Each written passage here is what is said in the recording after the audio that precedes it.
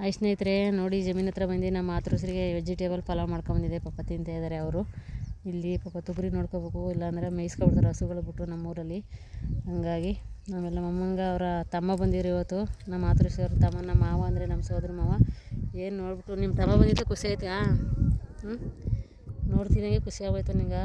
ನಮ್ಮ ಅಮ್ಮನಿಗೆ ಅವ್ರ ತವ್ರ ಮನೆಯವರು ಅಂದರೆ ಇಷ್ಟು ವಯಸ್ಸಾಗಿದ್ರು ತುಂಬ ಇಷ್ಟ ಸ್ನೇಹಿತರೆ. ನೋಡಿ, ತವ್ರ ಮನೆ ಅನ್ನೋದು ಹೆಣ್ಮಕ್ಳಿಗೆ ಅದು ಏನೇ ಆಗಿರಲಿ, ಗಂಡನ ಮನೇಲಿ ಎಷ್ಟೇ ಕೋಟು ಇದ್ರೂ ತವ್ರ ಮನೆ ಅನ್ನೋದು ಹೆಣ್ಮಕ್ಳಿಗೆ ತುಂಬ ಮುಖ್ಯ.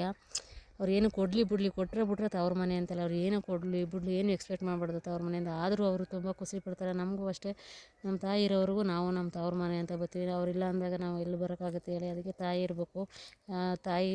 ತಾಯಿ ಇದ್ರೇ ತವರು. ಅಣ್ಣ ತಮ್ಮಂದಿರು ಇರ್ಬೋದು, ಆದರೆ ತಾಯಿ ಪ್ರೀತಿನ ಯಾರೂ ಸಾಧ್ಯನೇ ಇಲ್ಲ ತುಂಬಕ್ಕೆ ಈ ಪ್ರಪಂಚದಲ್ಲಿ. ತಾಯಿಗೆ ಮಾತ್ರ ಸಾಧ್ಯ ತುಂಬಕ್ಕೆ.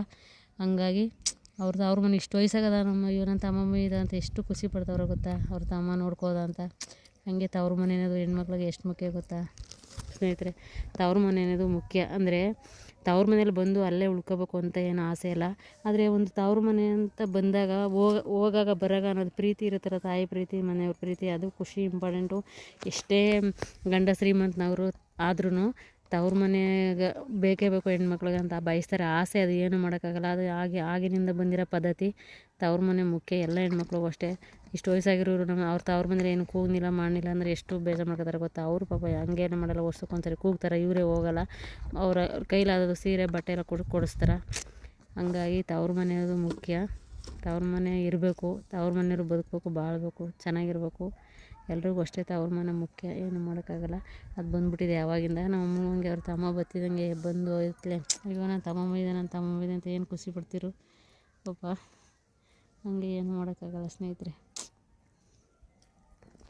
ನಮ್ಮೂರು ಪರಿಸರ ನೋಡಿ, ಪರಿಸರ ಎಲ್ಲರೂ ಸಿಗುತ್ತೆ ಎಲ್ಲ ಕಡೆನೂ. ಊರು ಕಡೆ, ಹಳ್ಳಿ ಕಡೆನೇ ಈ ಪರಿಸರ ಸಿಗೋದು. ಗಾಳಿ ವಾತಾವರಣ, BP ಶುಗರು ಏನು ಬರಲಿ ಗಾಳಿ ವಾತಾವರಣಕ್ಕೆ ಬಂದಾಗ. ಗಾಳಿ ವಾತಾವರಣ ಬೇಕು ಮನ್ಸಿನ್ಗೆ.